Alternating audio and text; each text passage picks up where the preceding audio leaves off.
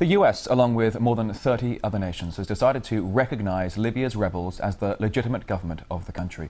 The Libyan contact group convening in Turkey has also urged Colonel Gaddafi to give up power. Let's talk more about the story with RT's Gayane Chichikan, who is waiting for us in our Washington bureau. Gayane, hi.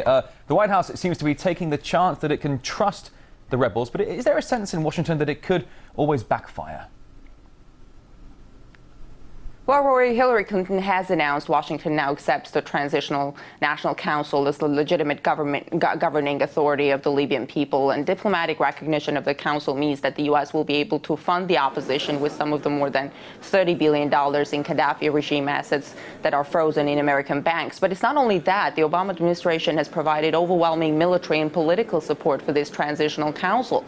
The head of the council has recently traveled to Washington, showed his gratitude, asked for more support. Analysts say it's no surprise that he's being propelled to power in Libya by Washington. Mustafa Abdul Jalil has studied in the U.S. for years. He has taught in the U.S., so he's quite well connected with the United States.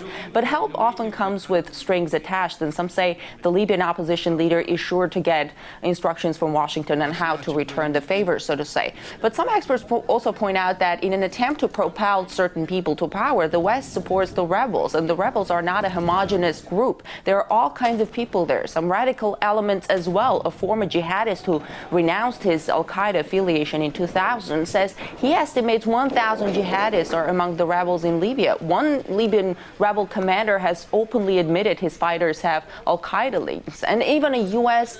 military study 3 years ago said Libyans made up the second largest group of jihadists in the world, right after Saudi Arabia. So analysts say the support for this very diverse group, which is the Libyan rebels, could backfire. But Washington doesn't seem to care as long as they have someone loyal there in power to deal with.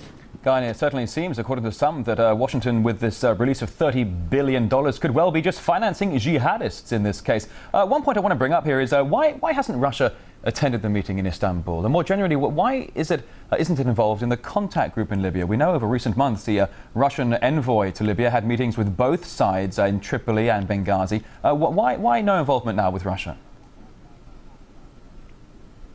Well, the problem is that the Libyan people have not chosen this council as their leaders. And that's why Russia, for example, has not joined the Transitional Council cheerleaders pool. Many Libyans say they don't understand why it's up to the West to decide who is legitimate, who is their legitimate leader and who is not. Libya now is as divided as ever because of the constant bloodshed. Animosity is growing and the rift between the Libyan people is getting deeper. So the Libyan people are far from having made their choice. And but the West has obviously made the choice for them, and there is a view that's shared by the whole of the international community, including the critics of what NATO is doing in Libya. And that view is that Colonel Gaddafi must go, and there's no place for him in Libya's future. But many criticize the scope of the foreign intervention, saying there must be limits to taking sides in a civil war.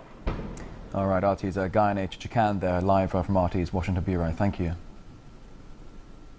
Well, Mark Almond, a modern history lecturer at Oxford University, says that Western countries are trying to say as little as possible about who's among the ranks of the Libyan opposition, as some revelations might prove embarrassing. Some of them were ministers in Gaddafi's government, his former Minister of the Interior, his Minister of Justice, who some people thought of as a hanging judge because of his role in prosecuting Gaddafi's opponents in the past.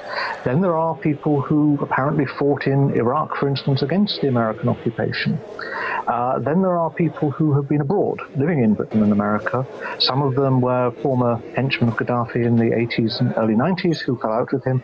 Others have been in exile for a long time. They were members of families that supported the king of Libya, Idris, who was overthrown in a military coup by Gaddafi in 1969. So they're a motley crew.